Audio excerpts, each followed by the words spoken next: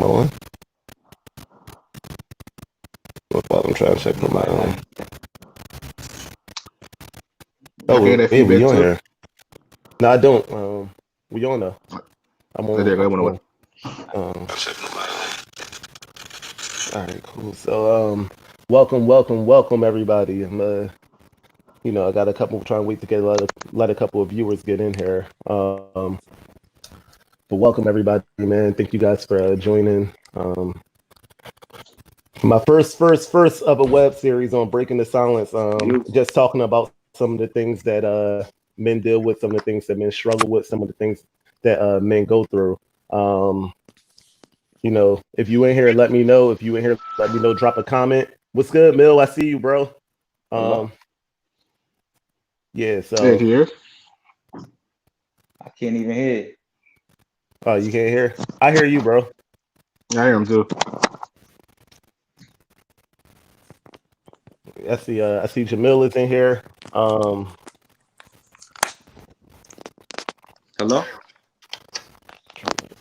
Dante Wells here. John Bush here. Bush here. You got a simulcast I going can't on, hear fine? you, bro. Say it again. I hear you. Ish, I hear you fine, bro. Yeah, I hear him too. Maybe backed up. I got Wavy here. Dante, I got Wavy, I got Bush. Yes, Tasha, come on, stay along, sister. Please. Please stay, sister. Bring some people with you. So I'm just trying to wait for Ish and Narita load up, man. They're having a little bit of technical difficulties right now. So just trying to get them on. But we're here, man. It's my first time using the software, so just kind of give me a couple of seconds if you guys bear with me while they all load up. But you guys can hear us fine, right?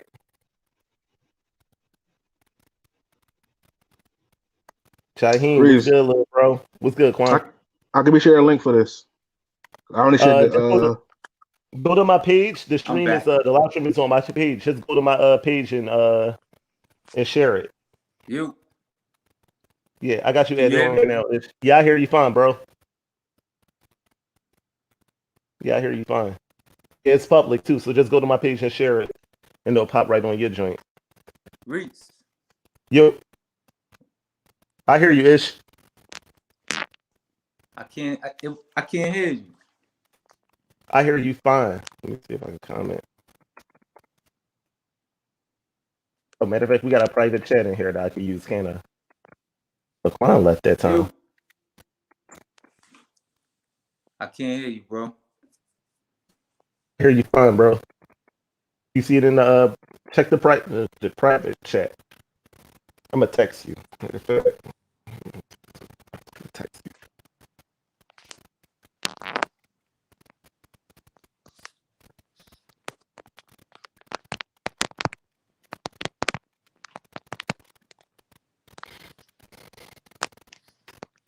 Oh, there go now right there.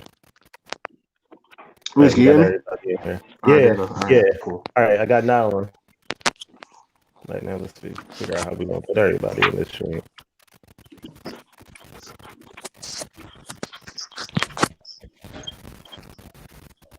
Right. You. Reese. Yo, they said Ish needs some headsets, man. Yo, what's up, bro? Yeah, I hear you fine. I hear you. Yeah, I can hear too. Nah, I can't hear you though. Oh man, but no. So all right, I see you now. Can you hear us, bro? Nothing, man. All right. Let's see what's going on with it. I'm unmuting. Did you plug some headsets in, Ish?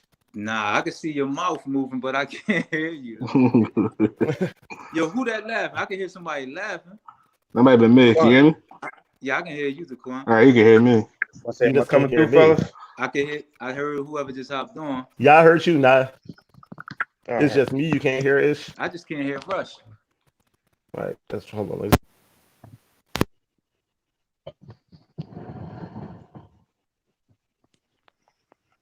Hold on, I'm gonna get some headphones. I see how Neat running his mouth. I can't hear Nari no more. I could, but I hear him now. All right. All right. So, he's gonna grab his headphones. Well, let me introduce this joint to you guys while he goes and gets his headphones. So, I think Ish can hear everybody but me. Man. That's the thing. Ish hear everybody but me. But I'm introducing. So basically, this is something that's been on my heart for a while. Yo, Ish, can you hear me? Yeah, I don't hear Rush though. I don't even know why at this point, but but basically, this is something that's been on my heart for a while.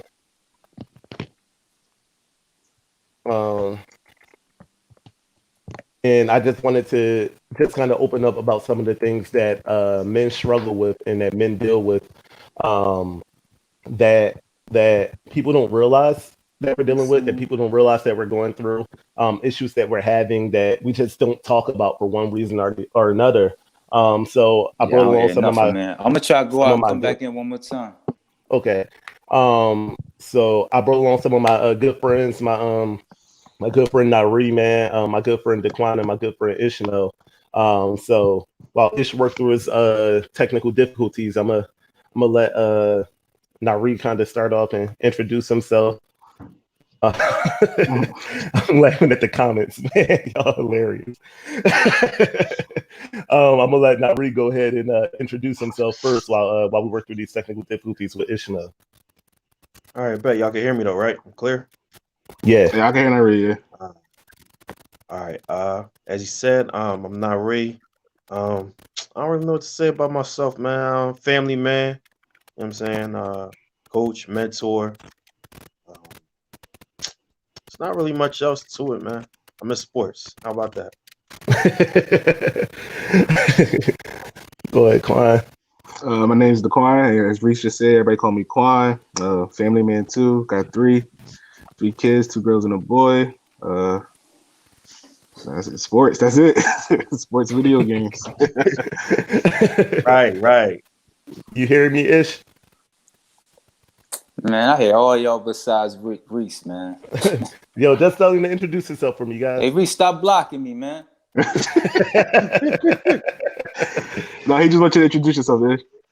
He just want me. All right, my name is Ishmael Malik. I don't know what the question, but I'm a father of 5, man. I don't know, man. Hardworking brother. I missed the introductions, man, but I just want to say I'm humbled, man, to be a part of this and ask to, be a part of this discussion, man. I wish I could hear you though, Rush, man. But I'm gonna stay. This is the part about being a man, man. To stick to it, man. So I'm gonna ride this one out. Can y'all just let Ish know that I have a private chat? I will communicate with him in a private chat that only us 4 can see. So he can stay in the loop. Just let him know that. All right, Ish, hit the chat and go to the private one. He said he's gonna communicate with you through there. Hit the chat. All right. Okay. So we're gonna just start off. You guys got the questions in advance. So the first question that I had for you guys is, and I'll start off with you, Quan. What does it mean to be a man to you? So let's just start there. To me, I feel like, all right, to be a man, if you have kids, is to do anything possible to make sure that they're good, have a better life than you have. If you don't have kids, it differs a little bit, but being a man is someone who stands on their ground, on their word, keep your word always. Now, what about you? For me, that's a good lead. For me, being a man definitely means like responsibilities, man. Like I think that's what kind of separates you from being a boy. You know what I mean? Anybody's a male, but being a man is somebody who takes those responsibilities head on. Like whatever it is, like you said, whether it's a father, whether it's a husband, whether it's community leader, whether it's a teacher, whatever it is, you take your responsibilities head on. Yeah. What was the question? The question was, what does being the man mean to you? Oh yeah, basically to piggyback off of what both of y'all said, definitely responsibilities, man.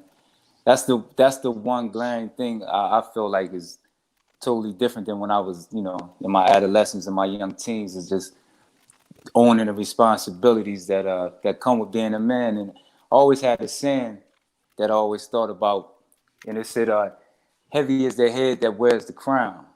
Yeah, So, and that speaks. I mean, it speaks volumes to what it takes to be a man. So, a lot comes with that saying, man. It just comes with, you know, me being a father of five, man, taking the ownership of being a, you know, the provider, not just the provider, part provider, but the nurturer, sacrificing a lot. That's one important thing that comes with being a man is sacrifice, man. You got to sacrifice a lot of, you know, things that you thought meant to you when you were younger. That, you know, as you age and mature, you got to sacrifice a lot of the things that, at the end of the day, you know, don't benefit you or your family in the long run. So. So he could just go right into the second question. If one of y'all could ask him. Ish, you got ask him if you got me muted somehow. I'm on Facebook. If you think you got Reese muted, I don't know if you can do that, but Nah, cause he not muted At at the- all, man. And I could see his mouth moving. He really got me out here looking like Teddy Riley, man. Yeah, she's crazy, man. uh, I don't have him muted or nothing, like nothing. I can hear y'all great. Which is where, I and I can don't hear think y'all I great, can. man. Wait a minute. Let me try to do something real quick, guys. Okay, bear with me 1 second, audience. Thanks, you guys. You guys are amazing and patient. I did this the other day. I added myself from my phone, and I took This live, myself I'm gonna get off my of those lady phone and go live and see if I can on her page. So you guys just bear with me for 1 second so I can invite myself and maybe he can hear me that way. Um da, da, da, da, da, da.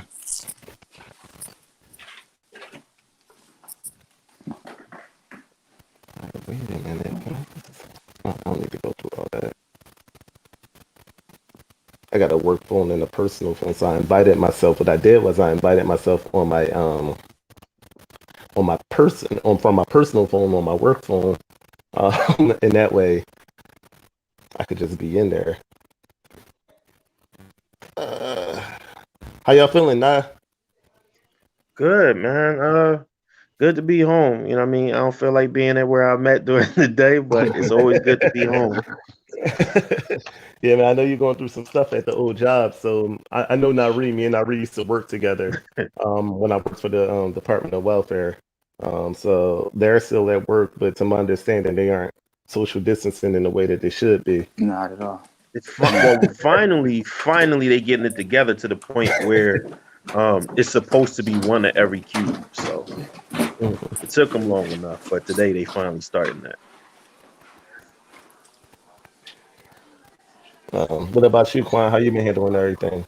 I've been chilling. I'm fortunate enough to be able to work from home and still get paid, so I can't complain. Last. So it still give me a chance to spend time with the kids. So Just trying to see what's going on, man. You can log out and log back in. I tried it. What is? I think Reese is left. There you go. Can you hear me? Yeah, I can hear you. All right, there we go.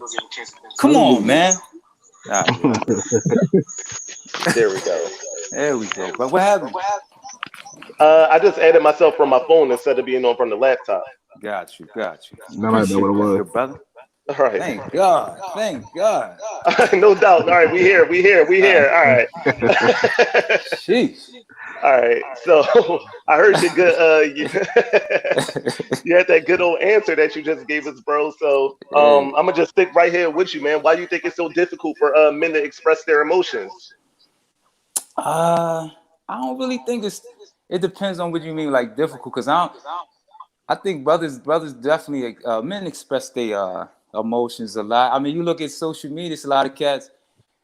You know, I look at the Kobe situation, man, and it was so many people sad, and to me, it was kind of over the top sadness. You know, people was sad, and I mean, and that's not no disrespect to the tragedy, but I'm talking in the sense of how people stayed in that space of sadness.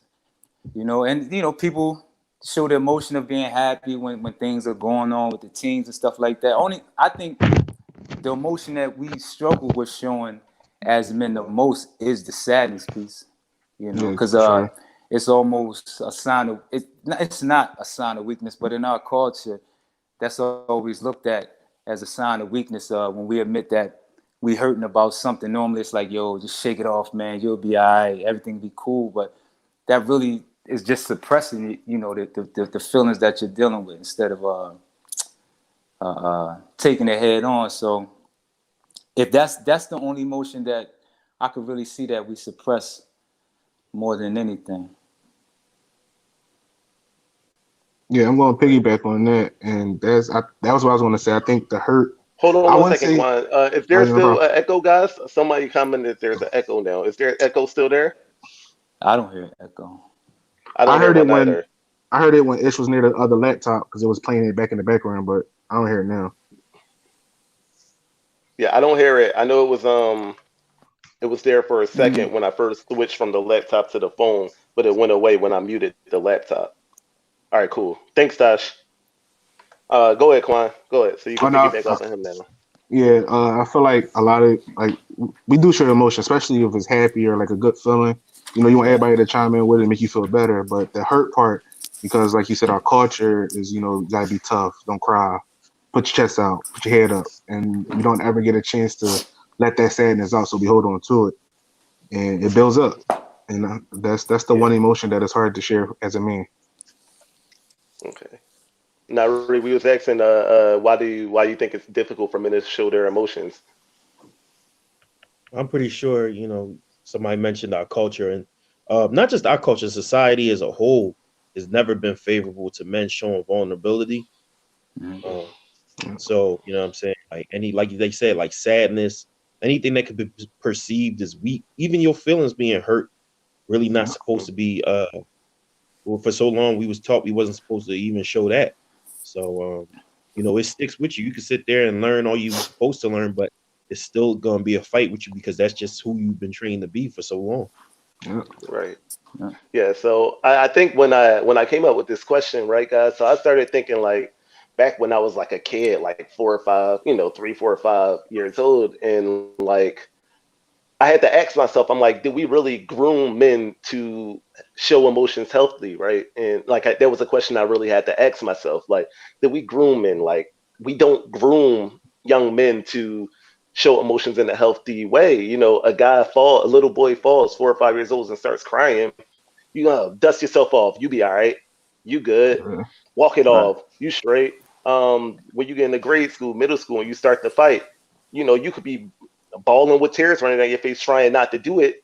So I'm like, no, fight them anyway. Fight them anyway. And you like so all everything that kind of happens in our life grooms us to kind of get to this point where we're emotionally hardened, right? Where it's like from a young child age, like it's frowned upon. It's like don't show those emotions. Like don't do it. Don't do it.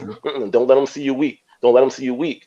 In those moments where you might show weakness in a situation where like, look, you might legit be scared of main man and not want to fight him, and like you're expressing that, and someone yeah. I saying want to no, hear it. fight him anyway. Like, Right. yeah, I mean, and I think when you become an adult, right? When you become an adult, you messed up now because now when stuff are happening, when you feel emotions like fear, when you feel emotions like something that you don't want to do, right? Mhm. You do it anyway. You push through it because that's what you've been trained to do from such a young age for like as long as I could remember. Is like just always being forced to kind of like brush it off and keep pushing. And I know in a certain sense, right? Like as men, we have to do that because we're called to be leaders in society, leaders in our family, and leaders in our relationship. But I think where we struggle at is finding that balance, right? So like there are times where I have no issue with showing vulnerability. There are certain people I have no issue showing vulnerability with, right? But there are some people like who I know love and care about me. So this story about me that people don't know. So early 2018, I was going through a whole lot, right? Early in 2018, and I had just moved into my own place. I had just got put on child support, so I was trying to adjust to a new budget. So I wasn't eating like from like January of 2018 to like September of like 2018, I was skipping meals because I needed to save money, and the easiest thing to cut out was food. And I had it down to such a science that, right, I would eat at work because people was around at work, right? But when I got home, I wouldn't do nothing because there wasn't nobody around with me. And I know that there's enough people in this world who love me, who care about me, that had I said, yo, man, I'm going through some tough times right now. Do you mind running to the market with me? They'd have looked out. But something inside of me, that pride, that ego, that manly, quote unquote, manliness that was inside of me made me as a man like not say anything. And it wasn't until, like, no lie, I was at my mom's house and my mom was like, son, you losing weight? Like, that's legit. Right. No, Like, mom that's gonna know. legit. Legit. Legit Listen, what got me, man. I had a very similar situation to that, man. And, you know, we'd be here all day, but I recall this was 2011, man. I had just went through, was going through a crazy divorce. And at that time, it was real fresh, man. So, I mean, paying $1,600 a month in child support, house going through foreclosure. I mean, like, I know the dates, man. I stayed from like October. I slept in the house, man, with just a bed, bro, like a bed. Yeah. And I remember probably like the next year, probably when I started like getting my footing back, I remember like starting to like my neighbor I'll just say my neighbor one time, they offered me a plate of food one day, right? So it's early in the day and I was like, well, I'm about to go to the gym. I'd come get the food later. So her husband came to the house later on and was like, you know, Miss Ruby told me she offered you a plate. And you didn't, not that I didn't take it, but I didn't take it at the time. So I was standing in the doorway talking to him and he asked me like, what's going on, man? How you been? I know, you know, you and the family, the separation. And then I told him, I was like, man, I don't have a refrigerator. You know, he's like, what you mean you don't got a refrigerator? I was like, I don't got a refrigerator, bro. He's like, how long you ain't had a refrigerator? I'm like, since like October. It was probably like March at this time, you know? And I'm talking about, I got five brothers. I got brothers, cousins, family who love me dearly, man. I'm talking about dearly, man. But I was masquerading, man. You know, I was masquerading around, walking around like everything was cool. They knew I was going through the separation and all that, but they didn't know the magnitude of how I was suffering. And I suffered unnecessarily, man, for probably 5 to 6 months, man. And it was my neighbor, like, and he was hurt by it. And he was like my old head. And I remember, you know, he took me out on the step and we talked, man. He's like, man, you come out here every day in the morning, you speak, in the evening and speak, and you were sitting in that house suffering like that, man. And then after I kind of opened up a little more, I had a couple friends, man.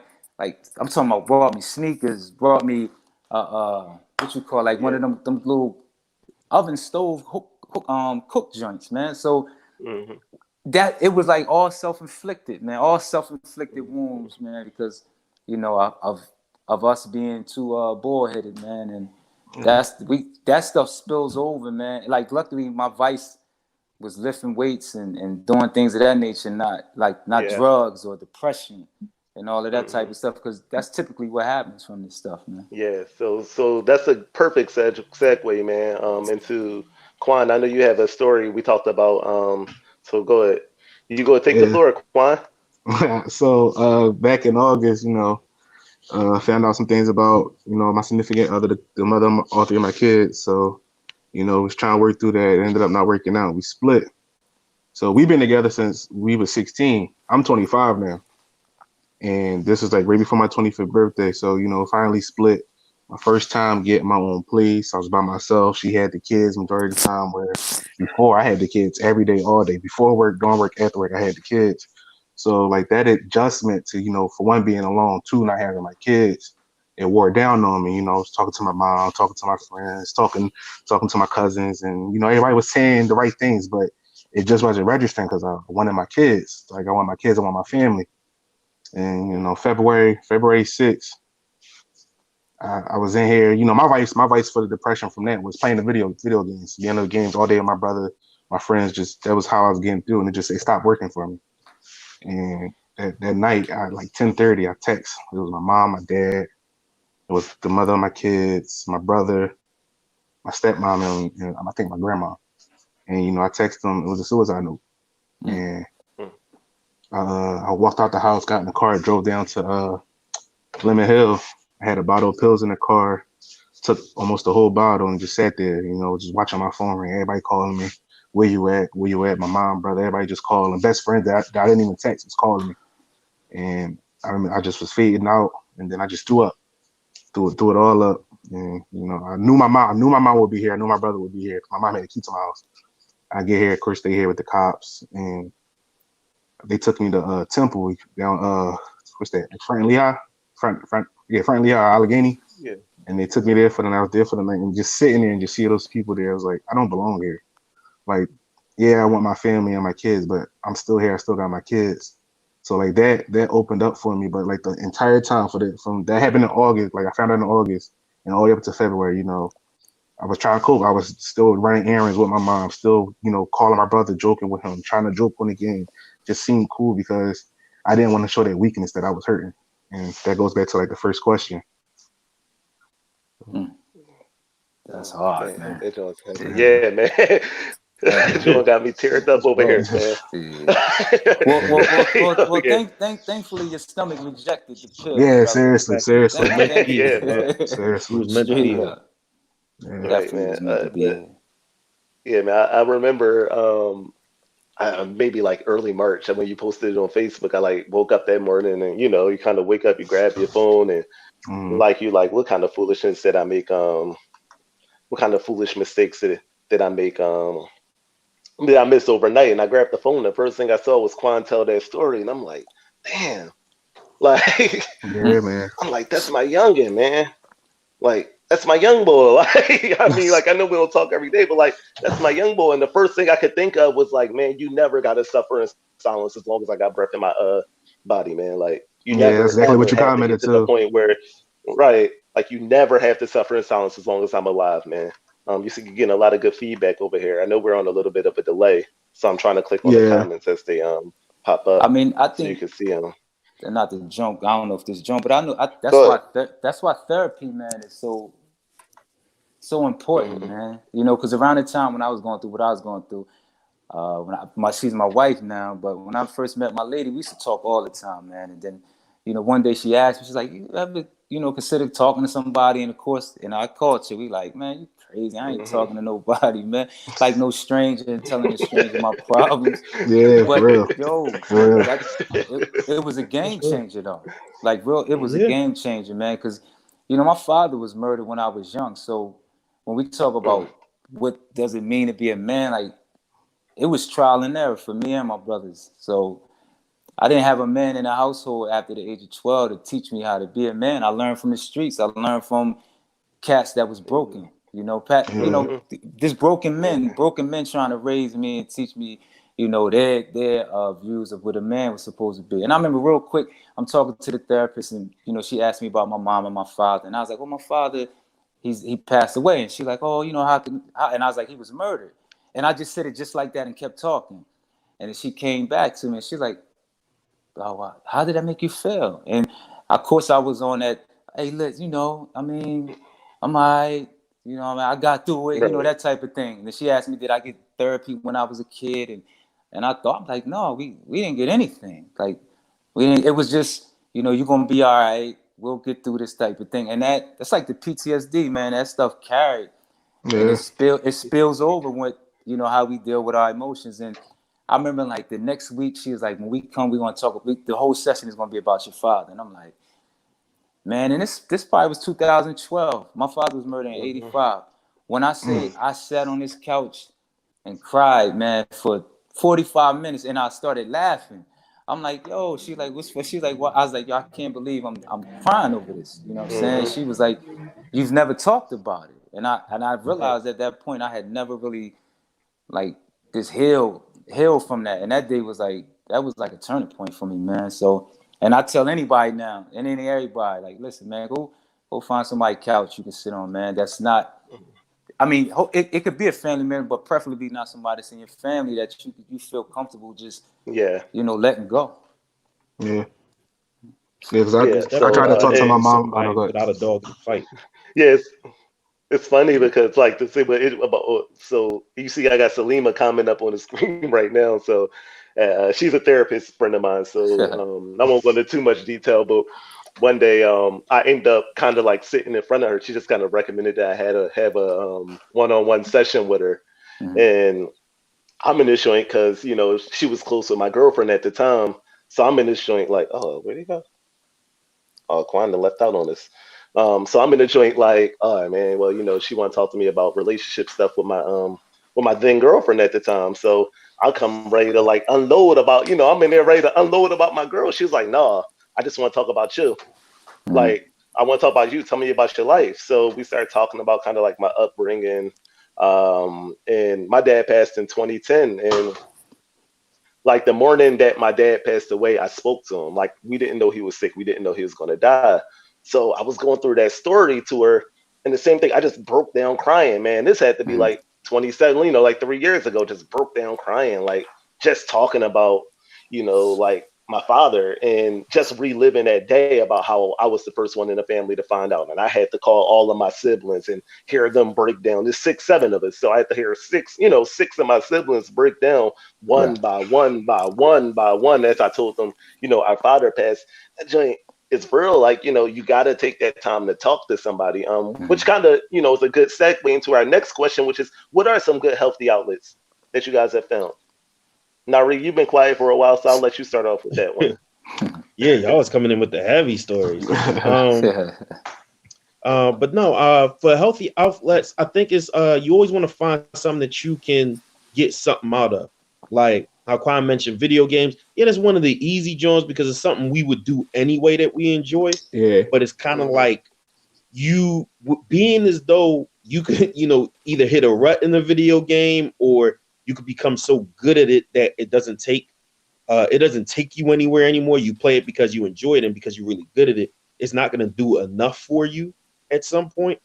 So you kind of need some kind of activity or some kind of outlet where literally you could kind of put your emotion out to get some kind of physical release too. Like how my main man was mentioning working out and stuff like that. That's a really good one. Mhm. Yeah. Mhm. Whether it be a sport, whether it be an activity, it don't even have to be something very rigorous. It could be golf. It could be working out. It could be just something to where you're getting up and you're moving and the blood is flowing and the energy is flowing so that you don't sit there and your thoughts just weigh on you and crush you. Yeah. Mhm. Mhm. For me, of course, basketball was the best thing. Little comment right there on the screen. It was the best thing for everything. I mean, whether it was losing people in the neighborhood, um, that's when I knew my grandma's passing took a really hard hit on me because I wasn't playing like that no more. Like that's when I knew something was off. When my wife kind of pointed out, like, you don't even go when you get invited now, so you got to fix that. And I'm like, damn, I ain't, I didn't even realize it. I was just like, I'm kind of sore, I'm tired. I'd Mhm. rather go do this, I'd rather go do that. But I was ignoring that outlet that would help me, kind of recharge, refresh. So Right. I definitely think physical activity is a big one. On top of, like he mentioned, therapy is definitely clutch. You got to hear it out loud. Like, you know what I'm saying? You can't just Mhm. have the thoughts in your head. You got to get it out loud. True. Mhm. Yes. So I want to get to the healthy thing with you too, Ish, because I know what you do with the Mhm. pure impact. But before we go there, Mhm. I saw a comment from Marvin. I'm trying to find it. Um, so when we were talking about therapy, he wrote, "Most people won't listen without judgment." I think to respond to that, Marvin, the reason you want to talk to, that's why I would recommend going to therapy rather than talking to a friend or a family member, is because it's really practically a stranger. Like, to be Right. honest. So Yeah. even Yeah. if they are judging you, it's like somebody that's not in your normal social circle, Right. that In you can fact, I kind of got get an this stuff example out for with. that. Sorry to cut Mhm. you off, Reese. I got an example Go for ahead, that. go ahead, go ahead. So, being as though, what I'm saying, like, had some issues here and there, issues start to affect my marriage a bit, right? So, the first thing I Mhm. do, I'm gonna go to the same person who counseled me before I got married to counsel me, throughout the marriage. I already know, he's invested, he wants us to do well, so forth and so on. He's known me for a huge chunk of my life. that only went well to a certain extent when it came to, you know, some other things. Like I had mentioned it before, you kind of need somebody who don't have a dog in the fight. You know what I'm saying? Right. Because like you said, you're worried about judgment. Sometimes it's not so much that they'll even judge you, but sometimes when they see you a certain way, they'll advise you according to how they see you, as opposed to somebody who's just getting to know you and doesn't have any kind of preconceived notions about you. And you see they might, for the most part, these people that love you. So if you sharing Yeah, something about somebody that's hurting you, they're gonna react normally emotional as well. So their advice is going to be based off emotion. So if it's somebody that's third party, normally they're gonna give you some sound. First of all, they're professional. So they're going to give you hopefully some sound, you know, well thought out advice, man. Because I mean, some of the stuff I used to go through, if I told one of my brothers or my friends or my mom, they don't want to see me hurt, so it's, you know, they're gonna be charged up, and they more than likely, I don't want to say more than likely, but 9 out of 10 times they're gonna give me an energized response, man. So normally, I mean, most of the time, not most of the time, I just felt like it was way more beneficial, man, to go straight to somebody that was a professional. Because just like we were talking about culturally, we normally say, "Oh, it'll be all right, baby. Don't worry about it. You'll be fine," and all that jazz, man. When you like, that's not healing me. That's not gonna heal me. So. It's so. I mean, I know this wasn't on the paper, man, but like I'm feeling this therapy piece right now. Like, how do you get somebody who has reservations about therapy? Because I feel like the first time somebody mentioned to me, Reese, you probably should go talk to somebody. You know, you had a rough childhood, you grew up in this, you grew up in that. Um, how to like go talk to somebody. The first time that somebody suggested that to me, I was like, I'm not going there, man. Like I'm good. I could, you know. So like, how do you get somebody to get to that point where they even go sit in front of a therapist? Like, do you guys have any ideas I of how think to for get me, through those reservations? sadly, I think it's almost like a drug situation, like rock bottom, man. You know what I'm saying? there it is. It Bring me took to it. it took me to hit rock bottom, man. I was at to the point where I wasn't, you know, and now this is no like disrespect to Quan. I wasn't gonna take no pills or nothing like that, but I felt like I was ready to hurt something, man. Like when y'all saying the outlets, one of my outlets was playing football. I was in this rough touch league. Like everything I was doing was like on some violent, aggressive behavior. And I just felt myself always like on go, like my sleep was affected. And I knew I had to try something different, man, like something that I wasn't used to doing. So I think, like you said, I think for me it was rock bottom, man. Like people, I had heard therapy in the past, but you know, that time it really was like, you know what? I'm gonna try it. I'm gonna try it. You know, like I said, it was beneficial. But I think for me it was rock bottom. I don't know what the other brothers think. No, he got a really good point. A lot of times you gotta say to that person, have you tried anything else? And has it worked? Like you really just gotta keep it a bean with them straight like that, because that's really what it is. It takes for nothing else to work sometimes for you to be like, all right, well, what the hell? All right, I'll try it. Because that's what it was for me. Like I didn't just rush to therapy, you know what I'm saying? It was offered like when I had a friend that I was close with in middle school died from cancer. They had brought in counselors for everybody. I just sat in my desk like, nah, I'm cool. I'm straight. Like they're like, no, come on. I'm like, no, really. Like, talk to everybody else who's in here crying. I'll be all right. But you know what I'm saying? I saw that affected me years later. And honestly, no, it's not something you just gonna up and go to if that's not the type of person you are. And most men really ain't finna just up and go to nobody's therapy. You really just have to look at it like, I really want to fix whatever this problem is, or I'm really in need of help. So what's it gonna, you know what I'm saying? What's it gonna be? One more day, a couple more hours if this don't go right? Right. Yeah, but that's for them to realize on their own, because you can tell somebody all day, like, listen, yo, you need help, and they just like Reese said, nah, I'm all right, I'm cool, and they gotta realize it for themselves. Yeah. You guys see the comment I got up here from Melvin. The biggest myth that the Black community needs to conquer is that therapy is only for crazy people. I think that that's a big piece for me, because the first time somebody mentioned therapy to me, I was like, look, man, like I'm like, look, like, I might have a little emotional issues, but I ain't off. Like, and that's where my mind went. Like, Taking you like can an see, like, I was insult. like, look, Right. I'm like, look, like I know I got a little emotional issues to overcome, but I ain't that thrown off where I need to go sit on somebody's couch. Hmm. But it's really, really helpful, man. It's really Yeah. helpful. Mhm. Um, for the Not sake you. of time, go ahead. For the sake Not. of time, I know, I'm gonna give you the floor.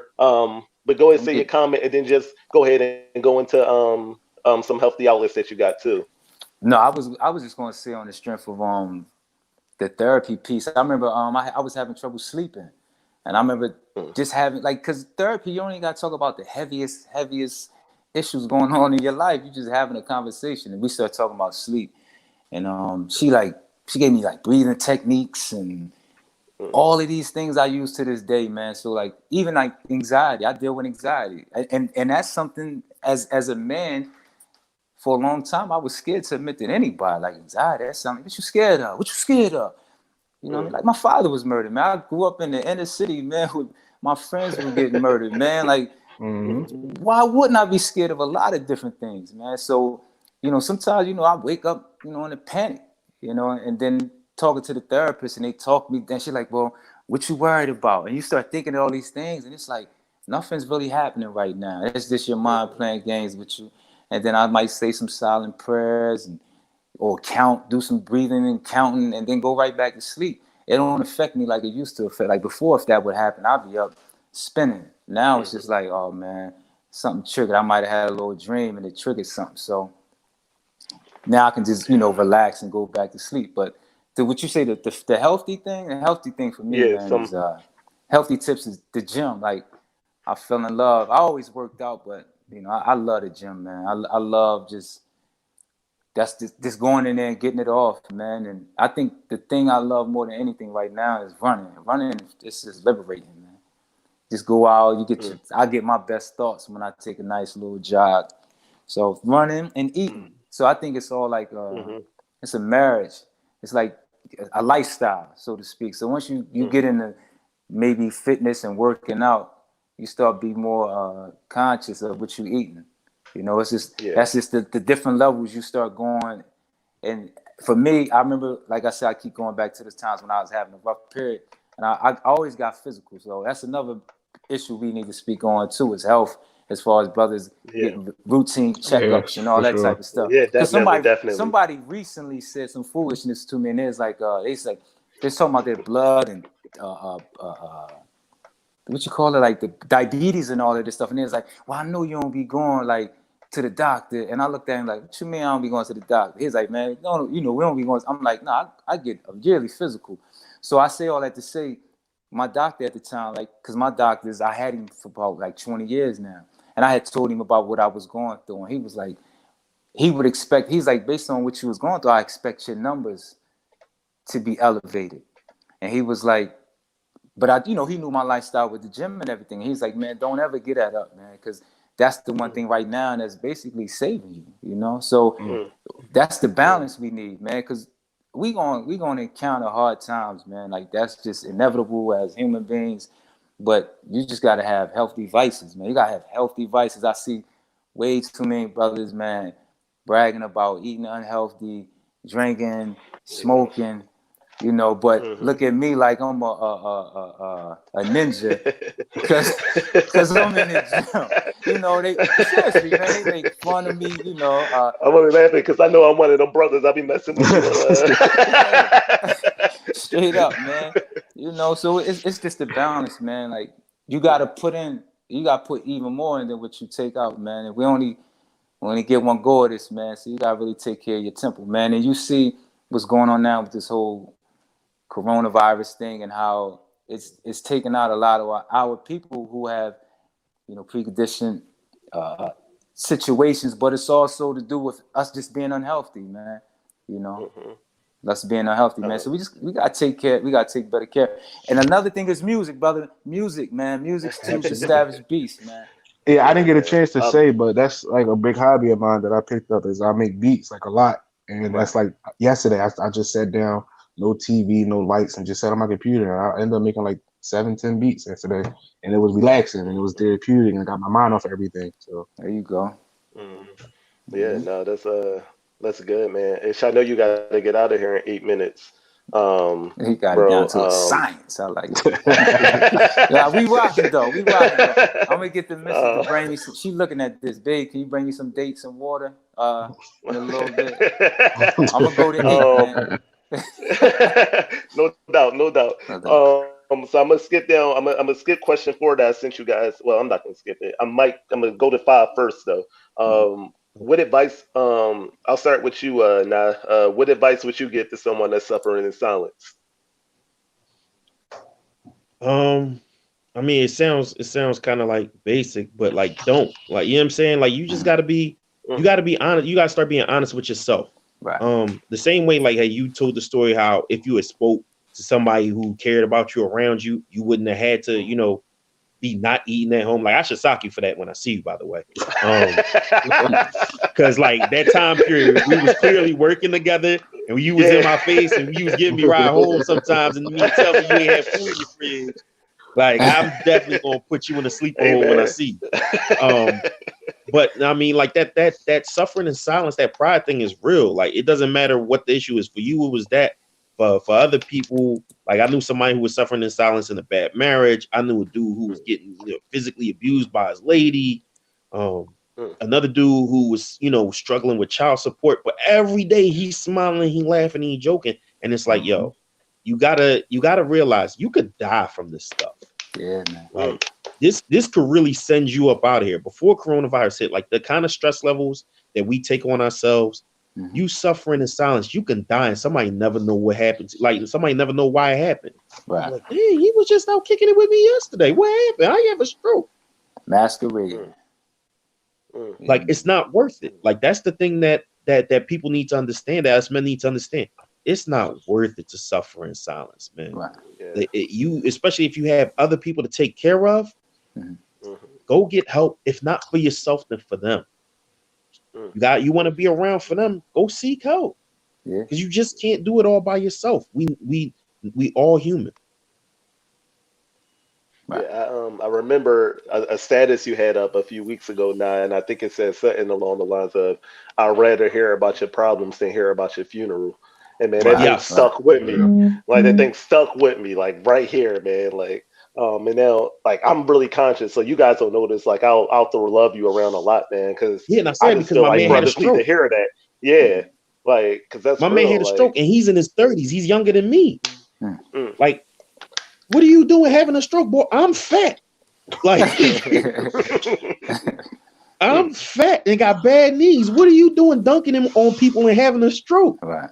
Like, that's crazy. That was so crazy to me. But it's just like when he finally, came out to talk about things, it's like, Dad, you had all that on you and you never picked up the phone once. You never said, oh, well, let's just go, get a drink. Because that's the thing. Sometimes you can't just tell somebody, hey, man, I need to talk.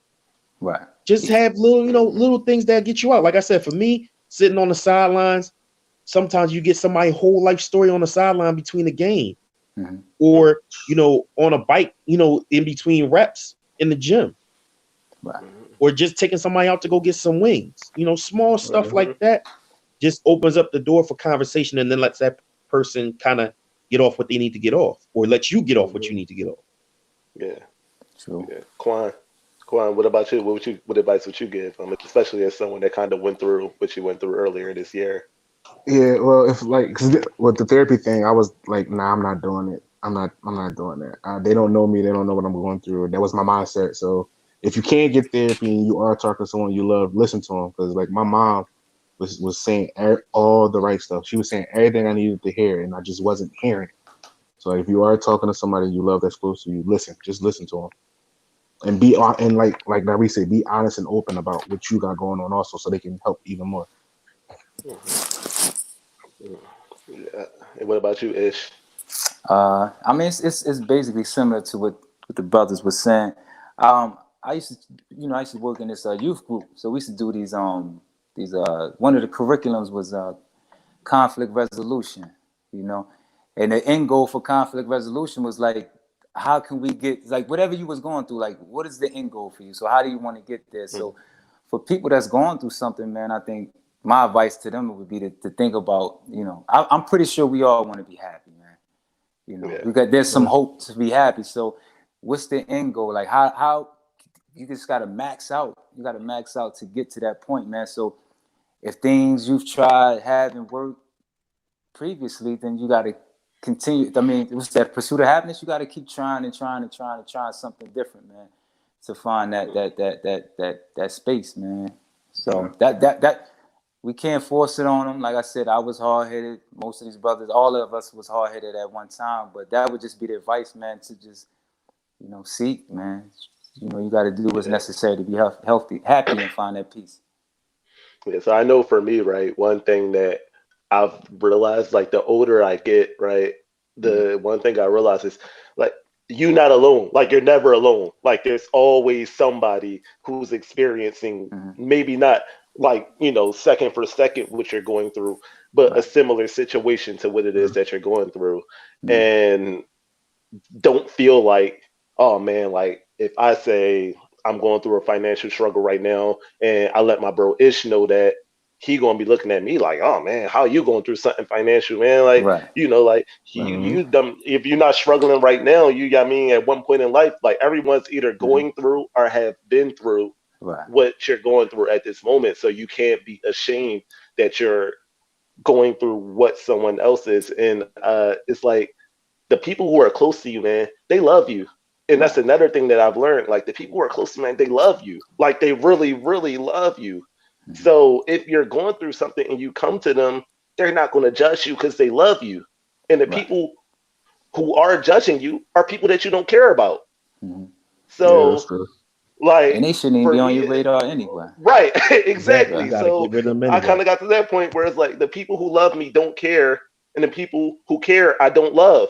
So if I'm going through something, through something, like y'all gonna hear about it, man. So I'll hit y'all up like, yo, bro, like, I mean, I need to get out tonight. Like, we got to chat. Yo, bro, like, look, I mean, get me out the crib. Yo, stuff is tight right now, but I mean, I'm willing to go out just because I know I shouldn't be sitting around the house right now, without shame right now. Like, I'm unapologetically I unapologetically don't have it all together. Like, so like that's been something that's really helped me out within like the last year. Is like, look, if I'm going through something, you're going to hear about it. And that's why we've had conversations sometimes after work from like 5 p.m. to like 9 p.m. Like, that's why Quan, I'll be up on the game with you till 5 in the morning. We went out to eat that day. I mean, we chatting it up. Cause like, look, man, like I ain't suffering in silence no more, man. Like I got 2 little ones that care about me, man. I gotta be alive. This is true. That's growth, brother. That's growth. Seriously, man. Anything else is uncivilized, man. Yeah. I'm not gonna get into that last question because I know it's gonna take a while to get through. I'm trying to dig through some of the comments to see if I missed anything, man. I thank everybody to address right quick. From do you remember who it was from? Nah, I couldn't. It was kind of blurry on the screen. I couldn't see who it was from. Someone asked a good one. You see this, good brother? That's what happens when you got a good sister, man. Straight up, bro. You know what I mean? Feel that. But yeah, they had mentioned something about, therapy seems like admitting a sign of admitting weakness. And it's like, if y'all want to be completely true, it is. We're allowed to have weaknesses. Like, that's the thing that we keep neglecting. Like, we always worry about this being a sign of weakness and that being a sign of weakness. We're allowed to have weaknesses because nobody's perfect. Superman got kryptonite. You know what I'm saying? Like, there's nobody without a weakness. It don't exist. It's not about, okay, well, I have a weakness. It's about, what can I do about it? Like, if you play a sport, like I'm always relating things to sports. So like, you know what I mean? If you nice in basketball, but you can't shoot, what you gonna do? You gonna sit there and just be a person who can't shoot for the rest of your life? No, you're gonna work on getting yourself a jump shot if you're trying to be the nicest at it. If you're trying to be the most complete person and you find you have some kind of weakness, and admitting you need therapy is that sign of weakness, go handle that weakness with the therapy. This is true. You know what I'm saying? If you a bodybuilder and you trying to get to a certain, class or weight level, you're going to train for it. Right. Whatever it is, whether you a rapper, you know you can't freestyle, you're going to try to figure out how to do that. You're going to go in your pen and your pad, just come up with words. You're supposed to address your weakness, not ignore it. Otherwise, it's still going to be a weakness. I agree. I agree wholeheartedly with that. But at the beginning, you know, we humans are social creatures, like by just that's just us. So you know, going to your male homie like, yo, I'm not feeling it. Sometimes it's just that social there, like I don't feel right telling another man that I'm struggling. I feel weak. It's just the social aspect of it, and that's something that each and every one of us ourselves has to get over or learn how to handle to be able to do that. That's why it's important to seek that professional help, brother. Yeah. You know, I remember the therapist asked me one time. She asked me about a situation I was going through at the time, and she's like, "Well, how did that make you feel?" I was like, "Sad," and she's like, she's like, "That's fine. It's nothing wrong with being sad." She really like broke it down to me. She's like, "It's just an emotion. It's like being happy. It's like being all of these different things." And I was just like, "Damn!" Like she made it real simple, man. It's like there's nothing wrong with being sad, man. The problem is when you don't share and don't get it off you, and it turns into depression and all these other things. There's nobody on this planet that's not sad one day or whenever. Everybody goes through it. Everybody, man. Some people they cope better, at the end of the day. Yeah, man. So the other thing about professional help is it lets you take your time too. Right. Like when I got professional help, I had sessions that lasted 5 minutes. Right. Because I just really wasn't into talking. Right. When I first got there, I really wasn't into talking. I didn't want to be there. I went there out of desperation, but I didn't really want to be there. Right. And since you paying for that help, they're willing to be patient, as opposed to sometimes your friend who's sitting there trying to get it out of you to make the time worth their time. You know what I'm saying? To make it worth the effort. Like they get your pay whether you say 5 words or 50. And so if you need to just go in there and say your 5 on Tuesday, come back next Tuesday and say 50, do that. Yeah. And I want to share this too. You got it. Even the therapist sessions are trial and error too, because you might get a therapist you don't vibe with. So don't give up. Don't get the one therapist that you just the vibe ain't right. You don't like the questions they ask. Just get another one. Get another one. Keep going until you find that one. That like for me, I remember I went through I had 2 that was real good, and then my benefits changed, man, and she didn't take the coverage that I had anymore, and that crushed me a little bit. Then the next person I had I didn't really like, so then I seeked out a brother. I went online, I looked for African American male therapist, because even at the therapy sessions I started to feel like I can't even really talk about the stuff that's real important to me outside of relationships. I'm talking about being a black male. I can't have that conversation with a white therapist, male or female. Yeah. So those at the end of the day, I was like, I'm not even really getting it all off unless I seek out, an African American male. So I found this brother, man, and once me and him was, listen, we would talk like we're talking right now, just like we're talking right now. I sit down, he like, "What's up, Ish?" And he'd pull his tablet out. Did you we go down the line, and then after that his little alarm going off, and I'm like, damn. He like, "Yeah, man, we got to pencil you in for the next joint." You know what I'm saying? I'm like, come on, bro. So you gotta root through them at times, man, to find the one that best definitely vibes with you. Yeah, man. So guys, man, this has been amazing, guys. Awesome. Amazing conversation, man. I know we could probably go for like another 3-4 hours, man, but I told myself that I would cut it at 8. I gotta eat. I don't want to faint. Yeah, I know you gotta pray and eat and all your stuff. Yes, so before you get out there, Ish, if you want to plug your well, you see you got a shout out from Salima saying you had a dope therapist. Oh, thank you, Salima.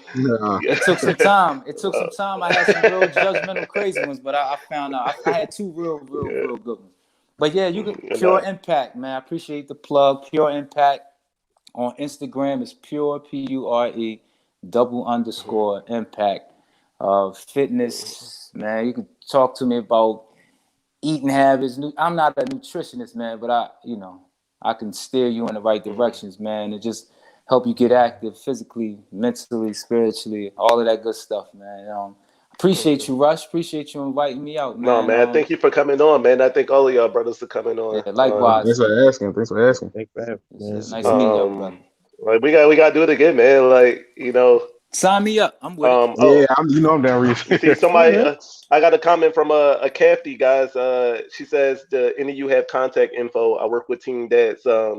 Kathy, just to let you know, just look, we all on here. I'll tag Yeah. everybody in the comments. Find us all on Facebook. I think that's my classmate. It's Shay X that you put your stuff in the comments as well. All right, definitely. Yeah, but so while I'll put everybody's information in the comments, guys. Thank you all again for coming, man. Thank you guys for watching, man. Stay tuned. The next one should be coming in very short order, man. Love y'all. I appreciate y'all. Take care. And thanks again, man. Signing off. No problem. We Y'all out. can stay Yeah. up. Y'all be well. Be well, brothers. You too. Yes, sir.